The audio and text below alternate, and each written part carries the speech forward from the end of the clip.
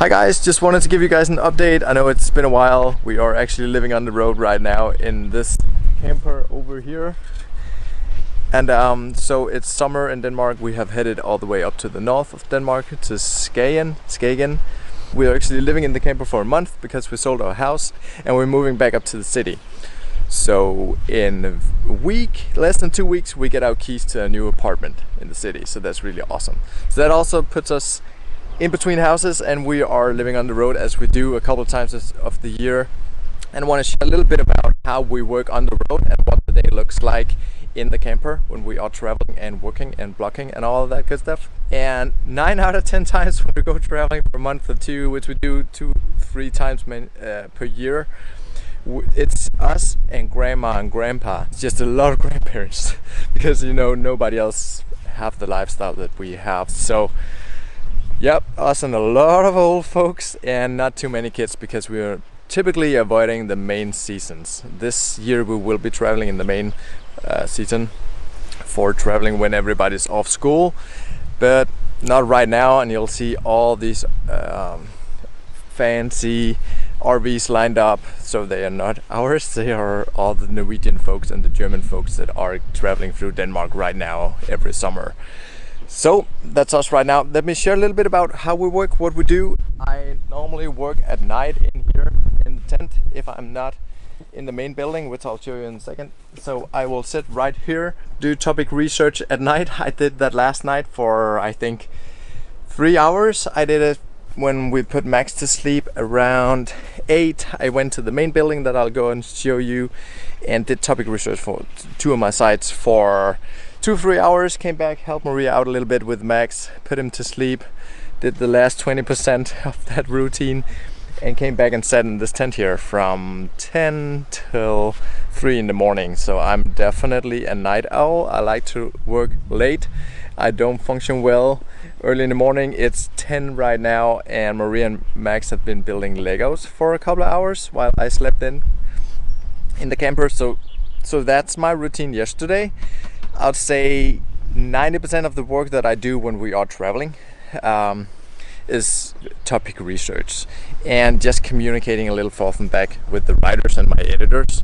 Not so much with the writers, as you know, the editors are taking good care of them. And to the extent that I work, I would say it's not every day I touch the computer. So it's also why you haven't seen me much here on YouTube, and also too much in the community around my course right now as we're traveling.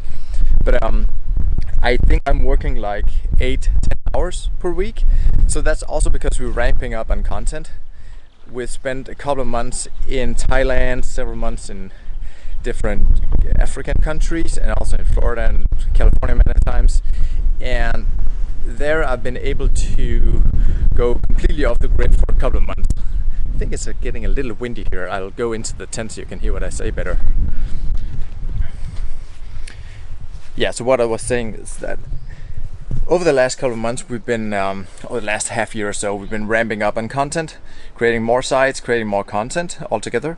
So that also means more work directly for me, as I still do all the topic research. I find every single headline, not all the subheadings anymore. I have a great editor who helps me with some of the, I'd say some of the easier stuff around outlines and subheadings, but for the main topics, finding out exactly what we're going to write about, I do all of that. So when we double that, that also means more hours for me. So before we did that, I'd say up until like half a year ago, we were typically publishing 80 to 100 articles per month, and that meant that I would probably just work like 3-4 hours per week because I had a really good quick routine for finding topics. It was also a little easier back then, so things got a little more difficult finding underserved topics, and also I decided to ramp up. So those two factors combined mean more work for me. There's Max. Hi Max, you want to say hi to folks on my YouTube channel? Oh, you got some money. Where did you make that money? You made a booth. You sold some of your Legos. Max and I have been selling some stuff downtown. He made a little booth and he's been selling some stuff to save up for a Batman Lego car. So that's really awesome. We had a really good day yesterday. All day we just sat there. First we produced some stuff and then we went and sold it. Well, I'm gonna take you guys a little bit around here. I'm gonna see if I can actually walk and without it being too windy, so you can see where I'm working right now. So we're leaving the camper here where we obviously live, and over here is the playground where Max and I and Maria are having a lot of fun. There's some good stuff here for the kids. So this is definitely not the style that I usually do. This is way more like vlog style for me. I just didn't have the time to shoot videos right now, but I wanted to update you guys a little bit. So see, here's sort of the main road, one of the main roads up to the main buildings where I sit also and work at night. The cool thing is that when you travel off season, you get to know the folks at the campgrounds.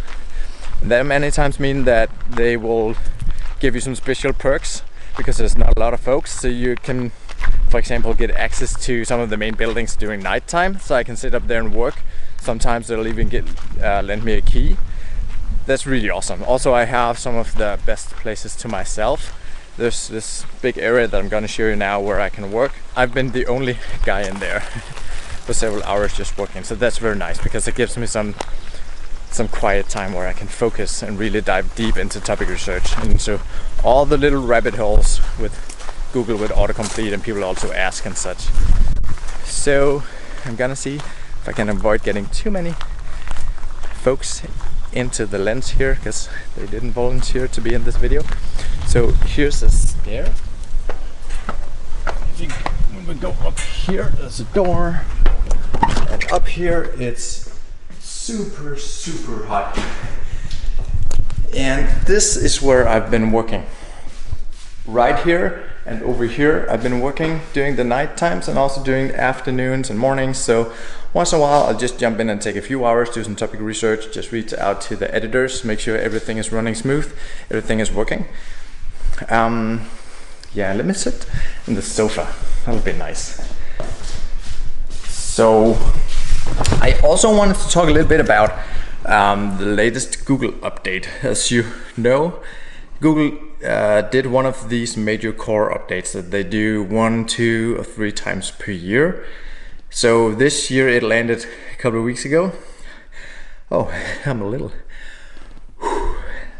climbing the stairs. I should get in better shape.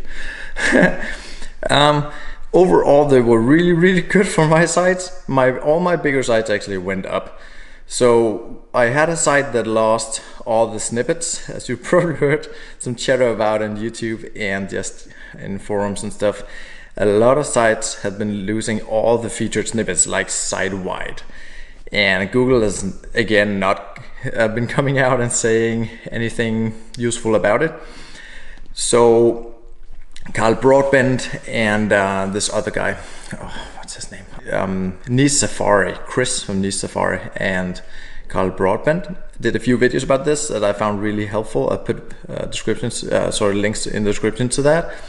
So that happened to me as well. I lost all the snippets for one of my bigger sites. That was really scary. I didn't find out what had really happened until I had a good chat with Chris and Carl. So that happened on December 1st. And as you can imagine, it's been a while. And that was kind of stressful. So I kept on building that site. We still published a lot of content to that site, even though it was really plateauing. And that traffic has come back now, so the site is picking up the snippets again, so that's really cool to see. I can't believe it took Google so long, but I guess they've been having some stuff to deal with AI writer tools and just business as usual in Google Camp. So overall, the update has really been good to my site. One site just very recently took a drop, so it's a brand new site. It doesn't have a lot of traffic, just a few thousand page views per month, so not one of the bigger ones. So looks like it's kind of dead in the water right now, so I want to figure out what's going on with it. But since we're traveling and I'm on the road right now, I just don't have a lot of time to dive into the articles and see exactly what's going on, because I want to focus the few hours I have every now and then on topic research to keep everything going. But overall, it's been going well. And just because we're in between houses, it's always a little stressful moving with kids. And yeah, in a week or two, we should be all set in the new house, or not all set, but we have the keys. So then it's time to decorate it all, move all our stuff and all that. But we are very excited to get back into the city, obviously. So that's happening. We're getting back to bike life we're actually talking about if we should keep the car or not, because we have a pretty big car and having that in the city center doesn't really make a lot of sense. It would make more sense to have like either a small car or just join some car sharing apps, because it's a bigger city. It's Aarhus. It's big for Danish or Scandinavian standards. So it's like 300,000 people. So there are a lot of car sharing stuff going on, apps being developed and stuff. So people actually do that, and yeah, we'll see what's going on. But see you guys soon, and have a good summer.